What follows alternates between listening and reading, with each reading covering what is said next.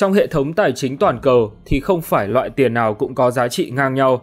Có những đồng tiền dù ít được nhắc đến nhưng lại có giá trị cao gấp nhiều lần so với đồng đô la Mỹ, đơn vị phổ biến nhất trong giao thương quốc tế. Và mỗi loại tiền tệ đều phản ánh một câu chuyện kinh tế riêng biệt, từ trữ lượng dầu mỏ, sự ổn định, hệ thống tài chính cho đến dự trữ toàn cầu. Những yếu tố này không chỉ thể hiện sự đắt đỏ trên thị trường ngoại hối mà còn tượng trưng cho vị thế và chiến lược kinh tế của đất nước phát hành. Vậy đâu là những quốc gia sở hữu đồng tiền đắt đỏ nhất hiện nay? Trong video ngày hôm nay, các bạn hãy cùng 5 phút thôi tìm hiểu về chủ đề này nha.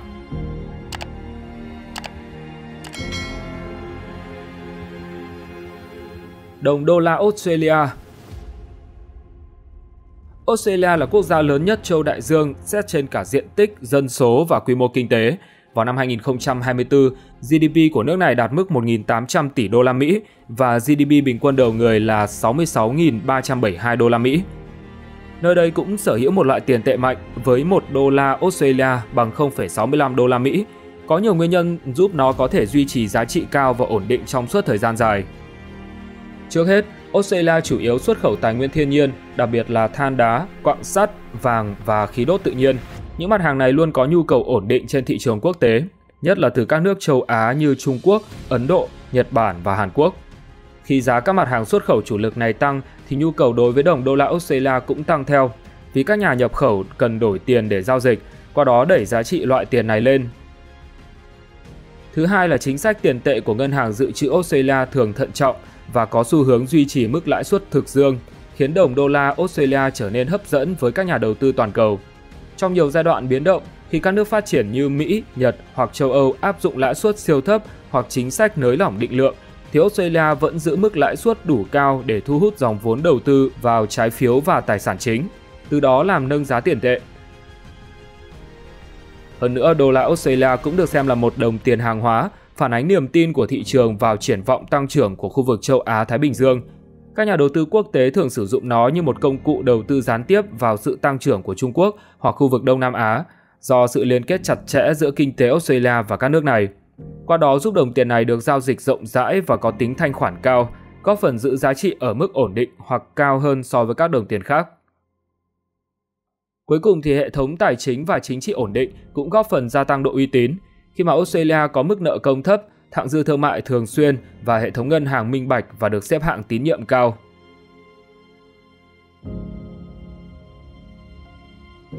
Đồng đô la Canada. Dù thường tỏ ra lép vế trước người láng giềng phía Nam, nhưng Canada cũng là một trong những nền kinh tế lớn nhất thế giới, với GDP năm 2024 lên tới 2.240 tỷ đô la Mỹ và con số bình quân đầu người là 54.448 đô la Mỹ. Còn đồng tiền của nước này có giá trị quy đổi là 1 đô la Canada bằng 0,73 đô la Mỹ. Tương tự như Australia, nơi đây cũng sở hữu nguồn tài nguyên thiên nhiên khổng lồ và xuất khẩu một lượng lớn dầu mỏ, khí đốt, khoáng sản cùng với gỗ, mà chủ yếu là sang thị trường Mỹ. Trong đó dầu mỏ là mặt hàng chủ lực và có ảnh hưởng rất lớn đến giá trị của đồng tiền nội địa.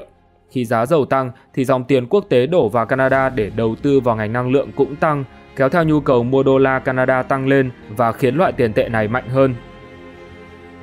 Ngoài ra, quốc gia này còn có nền kinh tế ổn định, mức tăng trưởng tương đối bền vững và hệ thống tài chính minh bạch. Tỷ lệ nợ công trên GDP của họ là 104,7%, tuy cao nhưng vẫn thấp hơn nhiều so với các nền kinh tế phát triển khác như Mỹ với 121%, Nhật Bản là 251,1% và một số nước châu Âu. Hệ thống ngân hàng Canada cũng được xếp hạng là một trong những hệ thống an toàn và lành mạnh nhất thế giới. Điều đó đã tạo niềm tin cho các nhà đầu tư nước ngoài, khiến họ sẵn sàng nắm giữ tài sản bằng đồng đô la Canada. Đáng chú ý, chính sách tiền tệ của Ngân hàng Trung ương Canada có tính độc lập cao và thường theo đuổi mục tiêu kiểm soát lạm phát một cách nghiêm túc. Tổ chức này không ngần ngại nâng lãi suất để giữ lạm phát trong tầm kiểm soát, thậm chí trong bối cảnh nhiều ngân hàng trung ương khác nới lỏng chính sách. Mức lãi suất thực dương cao khiến cho đô la Canada trở nên hấp dẫn đối với các nhà đầu tư toàn cầu tìm kiếm lợi suất. Điều này tạo dòng vốn đầu tư ổn định vào thị trường Canada, góp phần giữ giá trị đồng nội tệ ở mức cao. Một yếu tố không thể bỏ qua đó là mối quan hệ kinh tế sâu rộng và ổn định giữa Ottawa với Washington, dù gặp phải trục trặc dưới thời Donald Trump. Hiện nay Canada chính là đối tác thương mại lớn nhất của Mỹ và phần lớn hàng hóa xuất khẩu của nước này được định giá hoặc thanh toán bằng đô la Mỹ.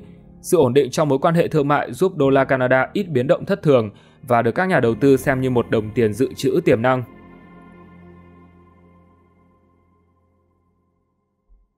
Đồng đô la Singapore.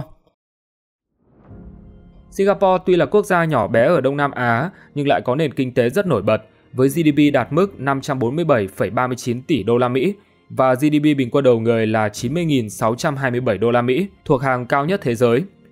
Cùng với đó thì đồng tiền nội địa nước này có giá trị quy đổi là 1 đô la Singapore bằng 0,78 đô la Mỹ. Là cửa ngõ giao thương giữa châu Á và thế giới, họ cũng duy trì chính sách đối ngoại cân bằng, trung lập và thực dụng, qua đó thu hút mạnh mẽ dòng vốn quốc tế. Trong môi trường toàn cầu hóa, đô la Singapore không chỉ là đồng tiền quốc gia mà còn được các tập đoàn đa quốc gia sử dụng rộng rãi trong thanh toán thương mại và đầu tư. Nhờ có chính sách đúng đắn, đảo quốc Sư Tử là một nền kinh tế hiện đại dựa vào xuất khẩu dịch vụ tài chính, công nghệ cao, hóa dầu và logistics. Đây là một trong những trung tâm thương mại và tài chính quan trọng nhất khu vực châu Á-Thái Bình Dương.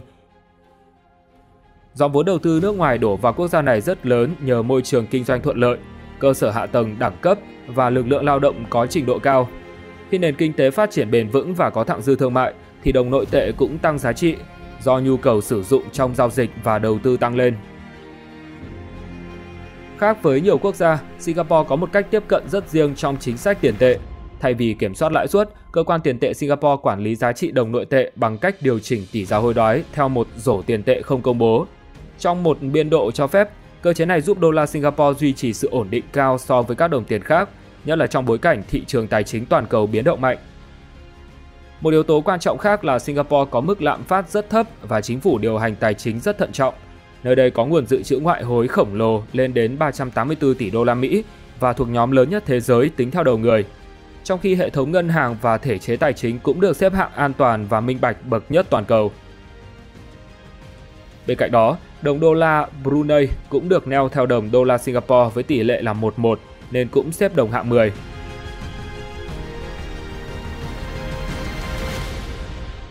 Đồng đô la Mỹ. Mỹ là một nền kinh tế số 1 thế giới với GDP năm 2024 đạt 29.180 tỷ đô la Mỹ và con số bình quân đầu người ở mức cao với 85.798 đô la Mỹ. Đây cũng là lý do chính khiến đồng bạc xanh trở thành đơn vị thanh toán mặc định trong rất nhiều hoạt động thương mại và đầu tư toàn cầu. Với tính thanh khoản cao, độ ổn định tương đối và dễ chuyển đổi, đồng tiền này chiếm tới 88% tổng số giao dịch tiền tệ hàng ngày trên toàn cầu. Và tính đến quý 4 năm 2024, nó chiếm 57,8% trong tổng dự trữ ngoại hối của các quốc gia trên thế giới. Điều đó đã tạo nên một cầu tự nhiên cực lớn cho đô la Mỹ, góp phần duy trì và nâng cao giá trị trên thị trường. Theo đó, tỷ giá hối đoái vào giữa tháng 6 năm 2025 là 1 đô la Mỹ bằng 25.980 Việt Nam đồng. Hiện nay, Mỹ là siêu cường số 1 thế giới, mạnh mẽ cả trong quân sự, chính trị và kinh tế. Nước này sở hữu hệ thống tài chính cực kỳ sâu rộng và uy tín, với thị trường trái phiếu chính phủ được xem là nơi đầu tư an toàn nhất thế giới. Vì vậy mà các nhà đầu tư, ngân hàng trung ương, tổ chức tài chính toàn cầu thường đổ tiền vào trái phiếu Mỹ mỗi khi có bất ổn kinh tế. Điều này khiến nhu cầu nắm giữ đô la Mỹ tăng mạnh trong các giai đoạn khủng hoảng, từ đó giữ vững hoặc đẩy giá lên cao hơn. Và dù có nợ công lớn nhưng chính phủ Washington vẫn luôn được tin tưởng là có khả năng chi trả bởi họ có quyền phát hành đồng tiền dự trữ toàn cầu, một đặc quyền mà không quốc gia nào có được. Đồng đô la Mỹ còn được hỗ trợ bởi Cục Dự trữ Liên bang Mỹ, một trong những ngân hàng trung ương có ảnh hưởng nhất thế giới. Cơ quan này có khả năng điều chỉnh lãi suất và cung tiền theo cách linh hoạt để kiểm soát lạm phát, kích thích tăng trưởng hoặc bảo vệ giá trị đồng tiền khi cần thiết. Những năm gần đây, trong khi nhiều quốc gia áp dụng chính sách tiền tệ siêu lỏng, thì Cục Dự trữ Liên bang Mỹ vẫn giữ được lãi suất thực ở mức hấp dẫn, khiến đồng bạc xanh tiếp tục thu hút dòng vốn quốc tế tìm kiếm lợi suất cao và ổn định. Do tầm ảnh hưởng mạnh mẽ trên toàn cầu nên có rất nhiều quốc gia và vùng lãnh thổ sử dụng đô la Mỹ làm đơn vị tiền tệ chính thức. Họ chủ yếu nằm ở châu Mỹ và Thái Bình Dương như là El Salvador, Panama, Ecuador, quần đảo Tuốc và Caicos, quần đảo Virgin thuộc Anh, Caribe thuộc Hà Lan, quần đảo Marshall, Micronesia, Palau và Timor-Leste. Song song với đó, một số nước khác đã dùng đồng bạc xanh làm đồng tiền không chính thức như Honduras, Venezuela, Zimbabwe, Liban và Campuchia. Đó là chưa kể hàng loạt loại tiền tệ khác neo tỷ giá theo đô la Mỹ, giúp nó duy trì thế vững chắc trên thị trường, bất chấp những ý tưởng phi đô la hóa của các đối thủ như Nga hay Trung Quốc.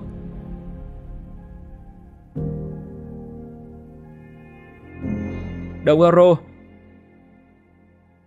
Liên minh châu Âu có tổng cộng 27 thành viên với GDP đạt mức 19.410 tỷ đô la Mỹ và con số bình quân đầu người là 43.043 đô la Mỹ. Tuy nhiên, trong đó vẫn có những quốc gia không sử dụng đồng tiền chung mà tiếp tục dùng đồng nội địa. Cụ thể là Thụy Điển, Đan Mạch, Ba Lan, Cộng hòa Séc, Hungary, Rumani và Bulgaria. Trong số này, riêng Đan Mạch có quyền từ chối tham gia vào Eurozone, còn các nước khác phải cam kết gia nhập khi đáp ứng đủ các tiêu chí. Và bước sang năm 2026, Bulgaria sẽ trở thành thành viên thứ 21 của EU dùng euro. Ở thời điểm hiện tại, Eurozone có GDP đạt mức 16.400 tỷ đô la Mỹ và con số bình quân đầu người là 46.834 đô la Mỹ, trong khi giá trị quy đổi của đồng tiền chung là 1 euro bằng 1,14 đô la Mỹ, tương đương với 29.702 Việt Nam đồng. Có thể thấy, EU chính là tổ chức khu vực có sự gắn kết chặt chẽ nhất, trong đó đồng tiền chung châu Âu phản ánh sức mạnh tổng hợp của Eurozone, một trong những khối kinh tế lớn nhất toàn cầu. Các quốc gia như Đức, Pháp, Ý, Tây Ban Nha hay Hà Lan đều là những nước phát triển với tầm ảnh hưởng lớn. Việc các nền kinh tế mạnh cùng sử dụng một đồng tiền sẽ giúp tăng độ ổn định và tính thanh khoản của euro trên thị trường toàn cầu, đồng thời làm tăng nhu cầu sử dụng đồng tiền này trong thương mại quốc tế. Hơn nữa, Ngân hàng Trung ương châu Âu đóng vai trò quan trọng trong việc duy trì giá trị của đồng euro thông qua chính sách tiền tệ độc lập và ổn định. Cơ quan này được đánh giá là một trong những ngân hàng trung ương có uy tín hàng đầu thế giới, theo đuổi mục tiêu kiểm soát lạm phát dưới 2% và tạo điều kiện cho euro duy trì giá trị ổn định lâu dài. Khi cần thiết, họ có thể tăng lãi suất để bảo vệ sức mua của đồng tiền, khiến euro trở nên hấp dẫn hơn đối với các nhà đầu tư toàn cầu tìm kiếm lợi suất cao. Tính kỷ luật tài khóa mà nhiều nước Eurozone buộc phải tuân theo cũng góp phần hạn chế rủi ro tài chính, nâng cao niềm tin vào đồng tiền chung. Đồng euro còn có vai trò đặc biệt trong hệ thống tài chính toàn cầu, khi nó chiếm tới 19,8% dự trữ ngoại hối của các ngân hàng trung ương trên thế giới và chỉ đứng sau đô la Mỹ. Euro cũng được sử dụng rộng rãi trong các hợp đồng thương mại quốc tế, đặc biệt là ở châu Âu, châu Phi và Trung Đông. Điều ấy tạo nên một mức cầu rất lớn và ổn định, giúp đồng tiền này duy trì giá trị cao bất chấp các biến động ngắn hạn trong khu vực. Bên ngoài EU, một số nước châu Âu khác cũng sử dụng euro như Andorra, Monaco, San Marino, Vatican, Kosovo, Montenegro cùng với lãnh thổ hải ngoại của Anh là Akrotiri và Dekelia.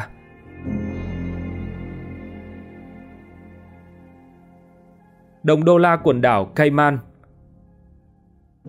Quần đảo Cayman là một lãnh thổ hải ngoại của Anh nằm ở vùng Caribe. Vào năm 2024, nó có GDP là 7,34 tỷ đô la Mỹ và con số bình quân đầu người lên tới 98.580 đô la Mỹ. Đặc biệt, đồng tiền ở đây có tỷ giá cố định là 1 đô la Camay bằng 1,2 đô la Mỹ kể từ ngày 1 tháng 4 năm 1974 khi luật tiền tệ năm 1974 được ban hành. Sở dĩ vùng lãnh thổ nhỏ bé này ban hành quy định như vậy bởi vì đây là một trong những trung tâm tài chính nước ngoài lớn nhất thế giới. Với chính sách thuế cực kỳ ưu đãi khi không đánh thuế thu nhập, thuế doanh nghiệp hay thuế thặng dư vốn, quần đảo Cayman đã thu hút hàng trăm tỷ đô la Mỹ vốn đầu tư từ các cá nhân và tổ chức toàn cầu.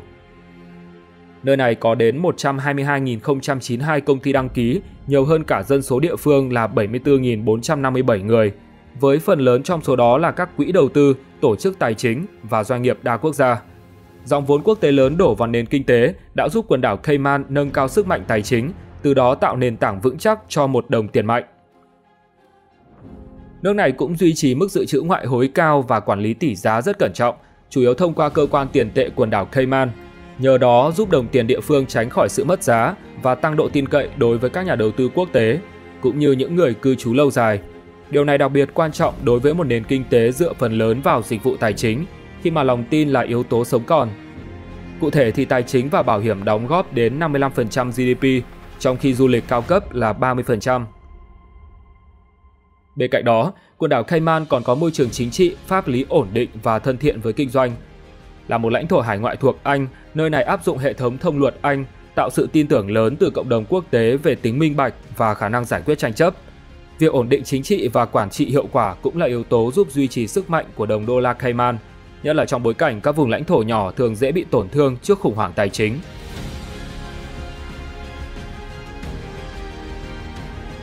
Đồng franc Thụy Sĩ.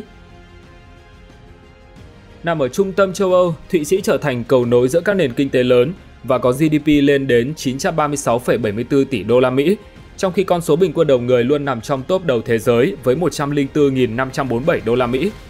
Còn đồng tiền có giá trị quy đổi là 1 franc Thụy Sĩ bằng 1,21 đô la Mỹ. Trước hết, nước này có nền kinh tế phát triển vượt bậc dựa trên các ngành công nghiệp có giá trị gia tăng cao như tài chính, dược phẩm, công nghệ chính xác và chế tác đồng hồ. Các ngành này không chỉ tạo ra giá trị kinh tế lớn mà còn góp phần tạo nên sự ổn định lâu dài cho đồng franc. Hơn nữa, Thụy Sĩ sở hữu một hệ thống ngân hàng rất phát triển và được xem là một trong những trung tâm tài chính lớn nhất thế giới, nơi thu hút dòng vốn đầu tư từ khắp nơi do sự bảo mật, minh bạch và luật pháp nghiêm ngặt. Nơi đây cũng nổi tiếng với môi trường chính trị và xã hội cực kỳ ổn định. Quốc gia này có truyền thống trung lập trong các vấn đề quốc tế khi không tham gia vào các liên minh quân sự hay chính trị, bao gồm cả NATO và EU. Chính sự trung lập ấy đã giúp họ tránh được nhiều rủi ro địa chính trị và đưa đồng franc trở thành điểm tựa an toàn trong các cuộc khủng hoảng tài chính hay chính trị toàn cầu, qua đó đẩy giá trị đồng tiền lên cao. Chẳng hạn như từ đầu năm cho đến nay, nó đã tăng giá khoảng 10% so với đô la Mỹ. Một yếu tố quan trọng khác là chính sách tiền tệ thận trọng và độc lập của Ngân hàng Quốc gia Thụy Sĩ. Tổ chức này luôn theo đuổi mục tiêu ổn định giá cả và duy trì sức mua của đồng tiền thông qua kiểm soát lạm phát chặt chẽ. Trong nhiều năm qua, Ngân hàng Trung ương đã áp dụng những biện pháp chính sách linh hoạt nhằm giữ cho đồng franc không bị mất giá quá mức, đồng thời can thiệp trên thị trường ngoại hối để giảm thiểu biến động mạnh.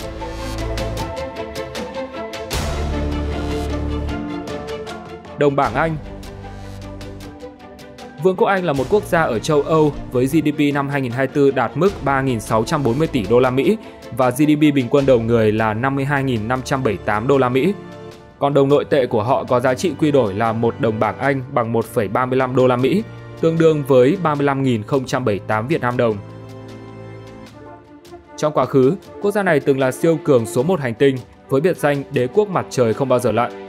Khi đó bảng Anh là đồng tiền có giá trị cao và uy tín nhất thế giới, đồng thời giữ vị trí cực kỳ quan trọng trong hệ thống tài chính quốc tế. Nhưng kể từ thập niên 1920, đô la Mỹ đã vượt mặt về cả tỷ trọng dự trữ và thanh toán quốc tế. Đến năm 1944, tại hội nghị Bretton Woods, đồng bạc xanh trở thành trụ cột của hệ thống tiền tệ quốc tế. Mặc dù nước Anh hiện tại không còn là đế quốc hùng mạnh như thời kỳ trước, nhưng đồng bảng Anh vẫn duy trì được sức mạnh và vai trò trung tâm nhờ vào nhiều yếu tố kinh tế, lịch sử, chính trị và tài chính đặc thù. Đầu tiên, Vương quốc Anh có một nền kinh tế lớn, phát triển và đa dạng bậc nhất châu Âu. Trong đó, thủ đô London được xem là một trong những trung tâm tài chính hàng đầu toàn cầu, có ảnh hưởng mạnh mẽ đến thị trường tiền tệ, chứng khoán, quỹ đầu tư, công ty bảo hiểm và tổ chức tài chính đa quốc gia đều đặt trụ sở hoặc hoạt động tại đây. Điều này tạo nên một hệ sinh thái tài chính sâu rộng và thanh khoản cực kỳ cao cho đồng bảng Anh, khiến nó trở thành lựa chọn ưu tiên cho các giao dịch quốc tế. Ngoài ra, lịch sử lâu dài và uy tín toàn cầu cũng là một yếu tố quan trọng. Bắt đầu từ thế kỷ thứ 9, bảng Anh chính là đồng tiền lâu đời nhất vẫn đang lưu hành, với truyền thống lâu dài trong thương mại và tài chính quốc tế. Dù đã trải qua nhiều biến động chính trị và kinh tế, đồng tiền này vẫn luôn được xem là biểu tượng của sự ổn định và sức mạnh kinh tế của Vương quốc Anh. Thậm chí khi gia nhập Liên minh châu Âu, quốc gia này vẫn tiếp tục sử dụng đồng nội tệ của mình, chứ không có ý định chuyển đổi sang đồng euro. Bất chấp những biến động liên quan đến Brexit, nước Anh vẫn giữ được vị thế là một trong những nền kinh tế tự do và phát triển nhất thế giới. Sự ổn định ấy đã góp phần làm tăng sức hấp dẫn của đồng bảng Anh đối với các nhà đầu tư dài hạn.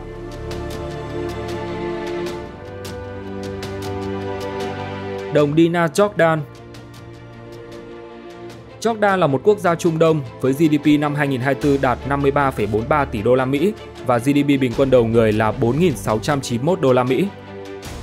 Dù không phải là một quốc gia giàu tài nguyên hay có nền kinh tế vượt trội trong khu vực, nhưng nơi đây lại sở hữu một trong những đồng tiền đắt đỏ nhất thế giới, với tỷ giá cố định là 1 dinar Jordan bằng 1,41 đô la Mỹ. Điều này được coi là kết quả của một chiến lược tiền tệ đầy toan tính. Với vị trí lần lượt giáp với Iraq, Syria, Israel, Palestine và Ả Rập Saudi, Jordan từng vướng vào không ít xung đột liên quan đến các quốc gia láng giềng, đặc biệt là nhà nước Do Thái. Sau thời gian dài bất ổn, thì vào ngày 26 tháng 10 năm 1994, nước này và Israel đã ký kết hiệp ước hòa bình, với Mỹ đứng ra làm trung gian. Đến ngày 23 tháng 10 năm 1995, đồng dinar Jordan cũng được neo theo đồng đô la Mỹ, thể hiện mối quan hệ với cường quốc số 1 thế giới. Việc duy trì tỷ giá ổn định đã tạo ra sự an tâm cho các nhà đầu tư trong và ngoài nước, giúp kiểm soát tốt các biến động kinh tế từ bên ngoài. Chính sách này còn hỗ trợ Jordan trong việc nhập khẩu hàng hóa, thanh toán nợ nước ngoài và duy trì cán cân thanh toán cân bằng hơn. Cho đến nay, đây vẫn là một trong những đồng minh quan trọng của Mỹ ở Trung Đông, được hưởng các gói hỗ trợ kinh tế và quân sự lớn, với 1,7 tỷ đô la Mỹ được giải ngân trong năm 2024. Các hiệp định thương mại và hợp tác đầu tư cũng tạo ra nguồn vốn ngoại tệ dồi dào, giúp chính phủ Jordan có khả năng điều tiết và bảo vệ giá trị đồng nội tệ.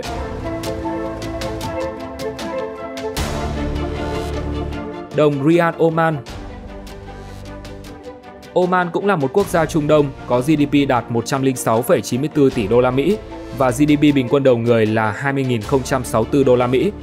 Nước này có đồng nội tệ với tỷ giá cố định là 1 Riyal Oman bằng 2,6 đô la Mỹ. Kể từ khi phát hiện ra dầu mỏ vào năm 1964, nền kinh tế của họ đã có những bước phát triển vượt bậc, với GDP tăng 339% trong thập niên 1960 và đạt mức tăng trưởng đỉnh điểm là 1.370% vào đầu những năm 1970. Nhưng đây cũng là lúc mà thế giới trải qua khủng hoảng giá dầu, do các nhà nước Ả Rập ngừng bán dầu cho các quốc gia ủng hộ Israel trong chiến tranh Yom Kippur năm 1973. Trái với các nước láng giềng khác, Oman lại quyết định giữ đồng nội tệ neo theo đồng đô la Mỹ với tỷ lệ 1 Riyal Oman bằng 2,895 đô la Mỹ. Sau đó khi giá dầu giảm sâu vào năm 1986, họ đã điều chỉnh lại tỷ giá. Theo đó thì cứ 1 Riyal Oman bằng 2,6 đô la Mỹ và tiếp tục duy trì cho đến ngày nay. Nhìn chung, đất nước Trung Đông này phụ thuộc vào dầu mỏ, nhưng nguồn tài nguyên ấy không phải là bất tận. Do dự trữ không quá lớn, khi đứng thứ 24 thế giới với 5,4 tỷ thùng dầu, Oman đã sớm tìm ra cách đa dạng hóa nền kinh tế. Cụ thể thì Hiệp định Thương mại Tự do Mỹ-Oman có hiệu lực vào ngày 1 tháng 1 năm 2009, qua đó xóa bỏ các rào cản thuế quan đối với tất cả các sản phẩm tiêu dùng và công nghiệp. Hiệp định này cũng cung cấp sự bảo vệ mạnh mẽ cho các doanh nghiệp nước ngoài đầu tư vào Oman. Dù vậy, hiện nay dầu mỏ vẫn chiếm tới 64% tổng doanh thu xuất khẩu, 45% thu nhập của chính phủ và 50% GDP. Do đó, chính phủ Oman đã đưa ra tầm nhìn 2040, tập trung phát triển 5 lĩnh vực quan trọng là nông nghiệp, thủy sản, sản xuất, hậu cần vận tải, năng lượng khai khoáng và du lịch. Đồng Dinar Bahrain. Tiếp tục là một quốc gia Trung Đông, Bahrain có GDP là 46,94 tỷ đô la Mỹ và GDP bình quân đầu người là 28.975 đô la Mỹ. Trong khi đồng nội tệ có tỷ giá cố định là 1 dinar Bahrain bằng 2,66 đô la Mỹ bắt đầu từ tháng 12 năm 1980. Mặc dù đây là một quốc gia nhỏ bé với diện tích và dân số khiêm tốn, nhưng đồng nội tệ vẫn giữ được sức mua mạnh mẽ và được đánh giá cao trên thị trường tài chính toàn cầu. Việc neo đồng tiền vào đô la Mỹ giúp họ tránh được các biến động lớn về tỷ giá và lạm phát, đồng thời tạo sự tin tưởng cho các nhà đầu tư trong và ngoài nước.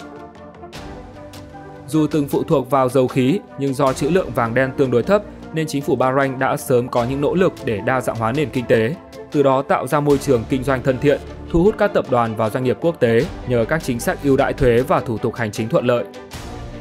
Đồng thời, vị trí chiến lược của Bahrain trong khu vực Vịnh Ba Tư cũng giúp nước này duy trì vai trò quan trọng trong các mối quan hệ kinh tế và chính trị đa phương, qua đó củng cố sự ổn định cho đồng nội tệ. Bahrain cũng sớm trở thành trung tâm tài chính lớn của vùng vịnh, nổi tiếng với ngành ngân hàng phát triển, các dịch vụ tài chính hiện đại và những trung tâm thương mại quốc tế.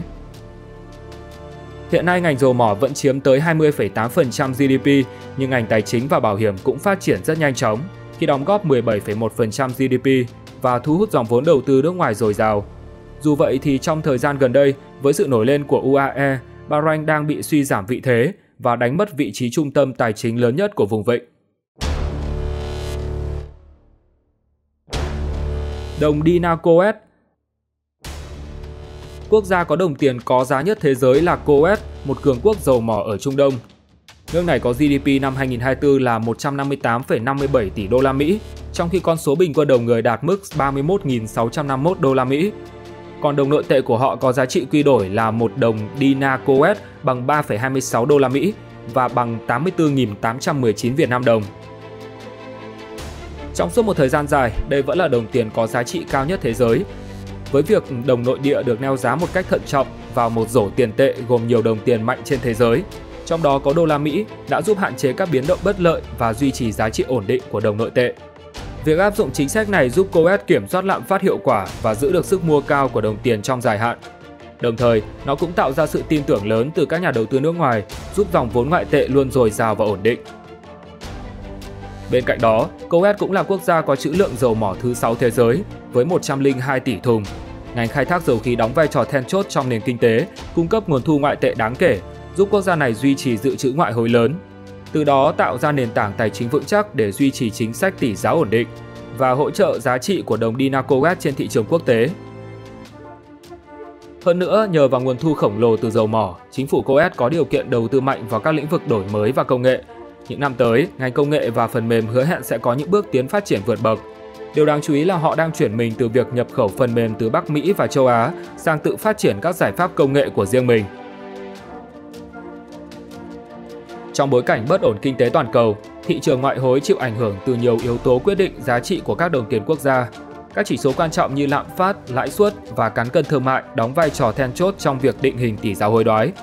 Với các quốc gia giàu tài nguyên hoặc đóng vai trò trung tâm tài chính, thì một đồng nội địa có giá trị cao đóng vai trò rất quan trọng trong nền kinh tế. Và trên đây là 12 quốc gia sở hữu đồng tiền đắt đỏ nhất hiện nay. Nếu muốn chúng mình làm về đề tài nào, các bạn hãy để lại bình luận ở bên dưới nha. Xin chào và hẹn gặp lại các bạn trong những video tiếp theo.